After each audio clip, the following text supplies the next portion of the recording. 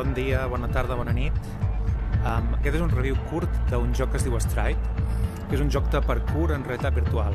Està en Early Access i algunes coses que encara no hi són, però tot i així està en molt bon estat ja i es pot jugar molt bé.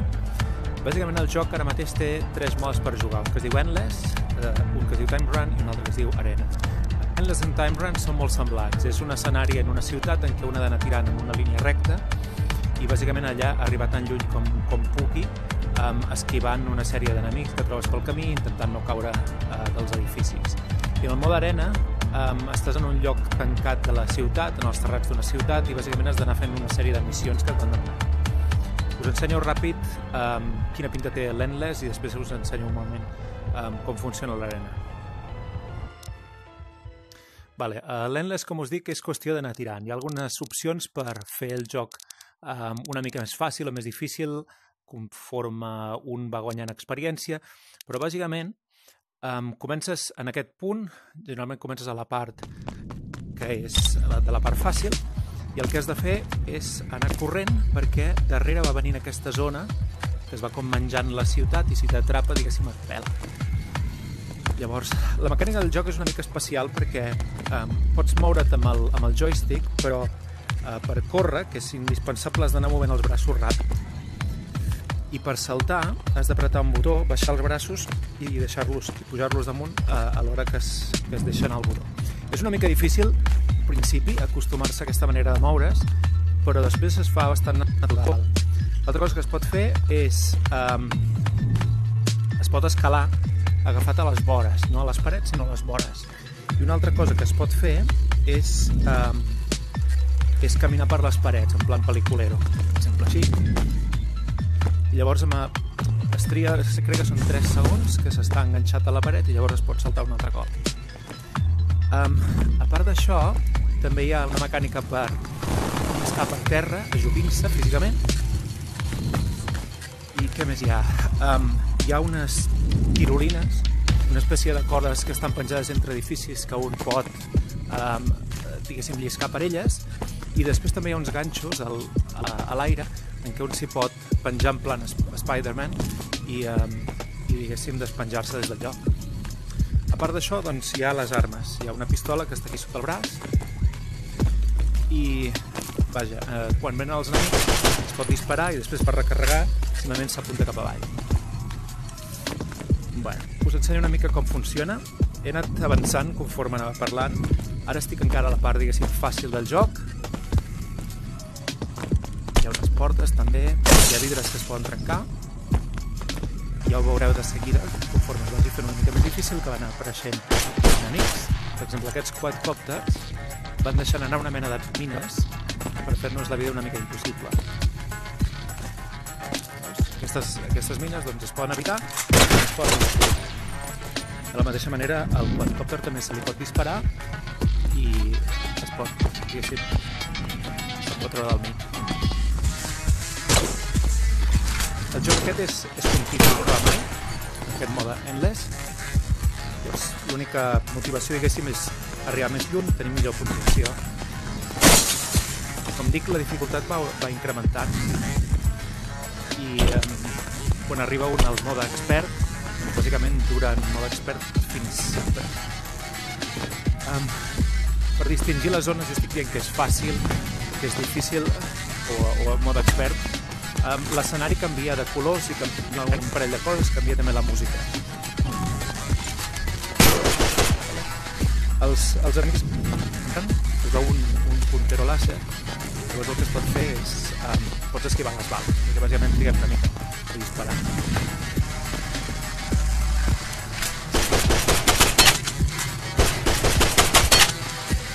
La punteria no està gaire fina avui.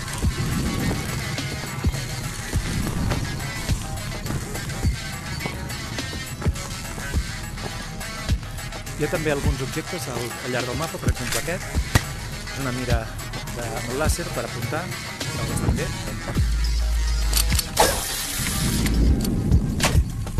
I això és recuperar vida. Aquí tenim 3 toques i cada vegada que fem una mina, cada vegada que caiem al buit, cada vegada que un enemic ens dispara, doncs en perdem un. I ara que he començat canviant la música, ja que hem arribat a un nivell de dificultat una mica.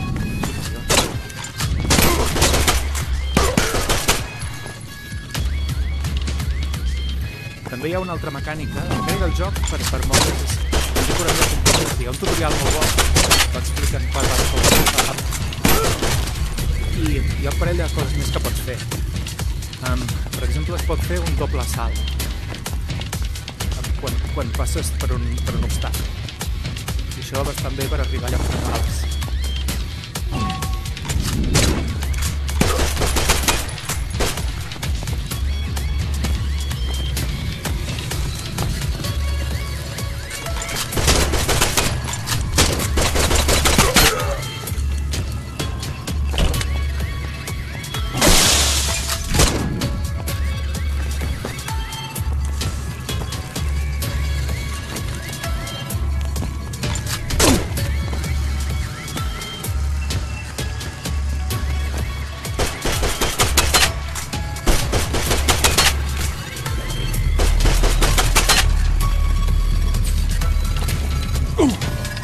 Quan t'atrapa la zona et comencen a treure vida.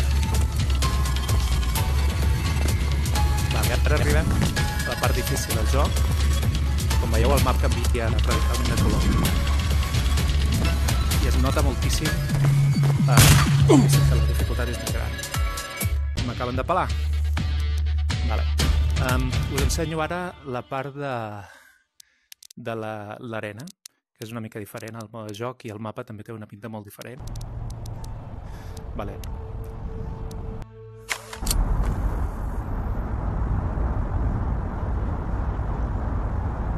Doncs l'arena, com dic, és un lloc que et deixen al mig d'una ciutat i has d'anar fent missions. Aquí el mapa té una pinta molt diferent, s'assembla molt més a un escenari real i bàsicament no és lineal. L'altre, en el mode Time Run i l'Endless, has de seguir més o menys una línia recta. Aquí és un escenari d'una ciutat més o menys quadrat i llavors t'has d'anar movent d'un lloc a l'altre segons t'indica. Per exemple, ara hem d'anar a buscar unes maletes que estan en alguns dels terrats.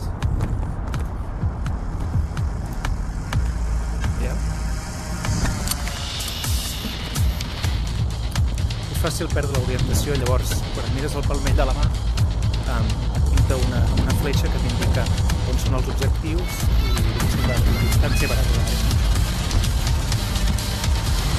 Els terrats aquests també hi ha enmig, sí. Primer quest. En el mode arena, diguéssim, van sortint una sèrie de missions que van canviant i crec que dura per sempre. Conforme vas passant missions, cada cop són més complicades, ho tens menys temps i llavors això fa que manté l'interès una vegada. En una actualització recent, crec que la setmana passada, van afegir això que pots entrar dins dels edificis aquests d'oficines, que és una cosa que abans no hi era.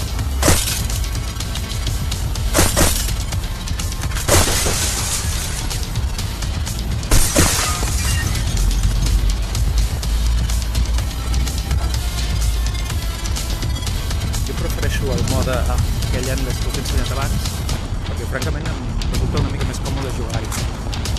A l'habitació on jugo els aquests no tinc gaire espai, llavors amb aquest mode, com que t'has de girar molt perquè estàs canviant de direcció constantment, doncs se'm fa una mica més incòmode i a més tendeixo a xocar amb els mobles que tinc a l'habitació, que és una mica. Això també cansa. Bloody hell! Eliminate enemies.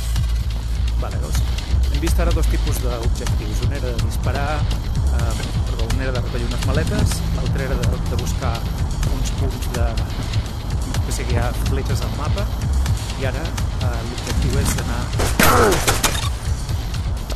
els enemics aquests que estan portant el vestit de color taronja. Aquests acostumen a ser objectius que s'han de matar.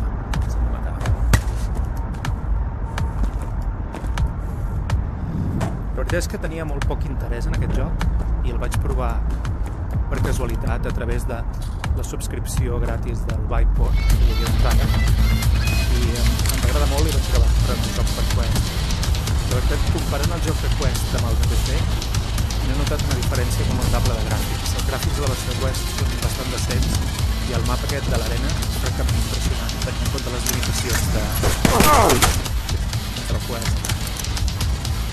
Aquesta és la mena de joc que em sembla que té una rejugabilitat brutal, perquè realment quan vas jugant vas agafant pràctica vas aprenent la manera de moure i cada cop tens menys limitacions, és més fàcil arribar al joc i llavors és molt entretingut intentar arribar més lluny o intentar pujar els rècords en el rànquing mundial. A més el joc, la veritat és que tot al principi, com que has d'anar movent els braços constantment, jo trobo que és un bon exercici.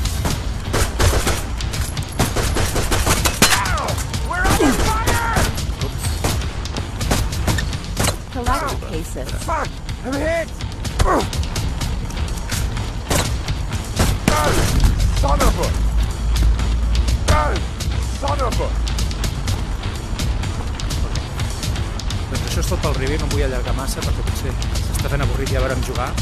No sé fins a quin punt això mareja, però espero que us hagi agradat. Realment és un joc molt recomanable.